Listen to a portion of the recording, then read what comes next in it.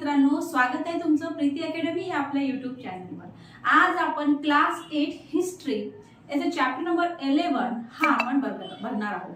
मागील व्हिडिओमध्ये याचे दोन पार्ट झालेले आहेत। म्हणजे जसं शेतकरी संघटना एक बघितली, शेतकरी चळवळ एक बघितली, कामगार संघटना, ठीक आहे। आज आपण समाजवादी चळवळ बघणार आहोत। समाजवादी चळवळमध्ये कसं काय, कुठले नेते होते, त्यांनी काय कामगिरी केली, हे सगळं आपण या व्हिडिओ मध्ये आजच्या बघणार आहोत। बघा, लक्ष द्या। बघा, समाजवादी चळवळ काय होतं की जनसामान्यांच्या हितरक्षणासाठी ब्रिटिश सरकार उलथवून टाकणे आवश्यक आहे असे राष्ट्रीय क्षेत्रातील अनेक तरुण कार्यकर्त्यांना वाटू लागले होते। कारण की काय होतं की जनसामान्याच्या आपल्याला माहित होतं, आपण मागील व्हिडिओमध्ये अभ्यास केला आहे की ब्रिटिश सरकार कशा प्रकारे जनसामान्याचे अधिकाराला हुलकावणी देत होते, कशा प्रकारे त्यांना त्रास देत होते, शेतकऱ्यांना कशा प्रकारे त्रास देत होते, कामगारांना कशा प्रकारे त्रास देत होते, हे आपण बघितलं। मग आता काय झालं की समाजवादी चळवळीचा कसा प्रकारे उदय झाला, तर जनसामान्याच्या हितरक्षणासाठी ब्रिटिश सरकार उलथवून टाकणे आवश्यक आहे। मग आता राष्ट्रीय क्षेत्रातील अनेक तरुण कार्यकर्त्यांना असे वाटू लागले। त्याचप्रमाणे आर्थिक व सामाजिक समतेच्या तत्वावर समाजाची फेररचना झाली पाहिजे याची जाणीव त्यांना होऊ लागली। ओके, बघा, यातूनच मग समाजवादी विचारसरणीचा उदय व विकास झाला। समाजवादी विचारसरणीचा उदय व विकास कसा झाला की जे काही आपले म्हणजे तरुण कार्यकर्ते जे होते राष्ट्रीय क्षेत्रातील, त्यांना असं वाटत होतं की बाबा आर्थिक आणि सामाजिक समतेच्या तत्वावर समाजाची फेररचना झाली पाहिजे, म्हणून समाजवादी विचारसरणीचा उदय व विकास झाला।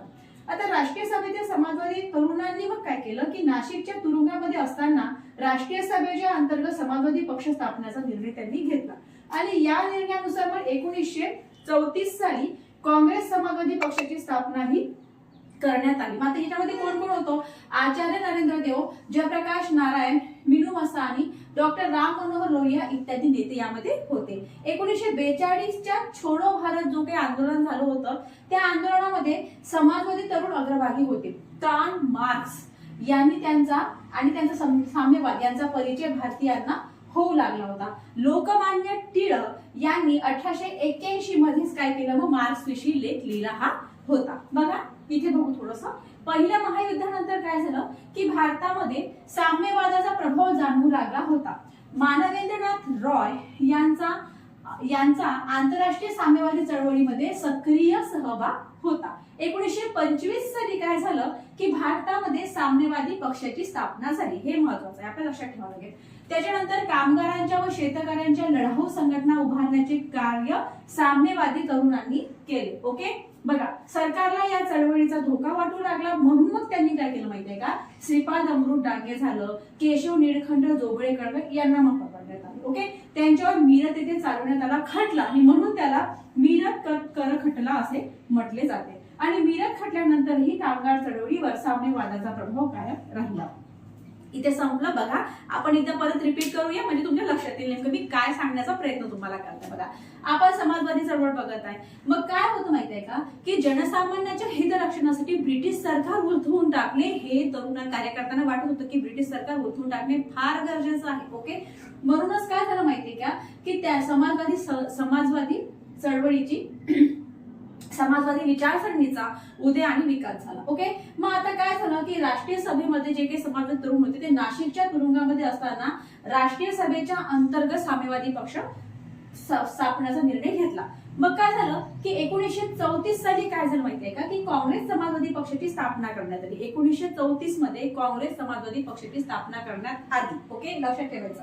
मग बघा, आता यामध्ये कोणते कोणते नेते होते काँग्रेस समाजवादी रचनेमध्ये, तर आचार्य नरेंद्र देव, जयप्रकाश नारायण, मीनू मसानी आणि डॉक्टर राम मनोहर लोहिया हे नेते होते त्याच्यामध्ये। ओके, आता बघा, 1942 मध्ये छोडो भारतचं आंदोलन झालं। मग छोडो भारत आंदोलनामध्ये जे समाजवादी जे तरुण होते ते अग्रभागी होते। कार्ल मार्क्स आणि त्यांच्या साम्यवाद यांचा परिचय भारतीयांना तिथे होऊ लागला होता। आणि लोकमान्य टिळक यांनी काय केलं, 1881 मध्येच काय केलं, मार्क्स विषयी लेख लिहिला होता। पहिल्या महायुद्धानंतर काय झालं, भारतामध्ये साम्यवादाचा प्रभाव जाणवू लागला होता। मानवेंद्रनाथ रॉय यांचा आंतरराष्ट्रीय साम्यवादी चळवळीमध्ये सक्रिय सहभाग होता। कोणाचा, मानवेंद्रनाथ रॉय यांचा। ठीक आहे, आता 1925 साली मग भारतामध्ये साम्यवादी पक्षाची स्थापना झाली, हे लक्षात ठेवायचं आपल्याला। की कधी 1925 साली भारतामध्ये साम्यवादी पक्षाची स्थापना ही झाली.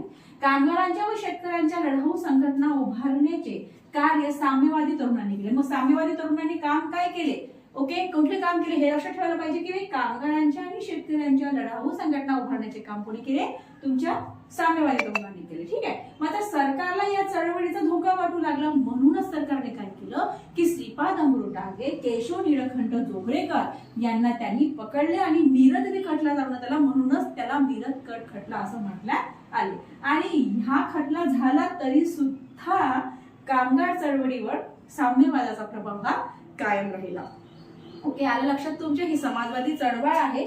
यानंतरच्या व्हिडिओमध्ये मी स्त्रियांची चळवळ, स्त्रियांनी कशा प्रकारे कार्य केलं हे आपण बघू. यामध्ये मग रमाबाई रानडे येतात, ठीक आहे ना, त्याच्यानंतर रखमाबाई जनार्दन सावे येतात. हे सगळं आपण नेक्स्ट व्हिडिओमध्ये बघूया. ठीक आहे, मग थांबू आपण इथेच, भेटूया पुढील व्हिडिओमध्ये, इथे आपण स्त्रियांची चळवळ बघूया. थँक्यू.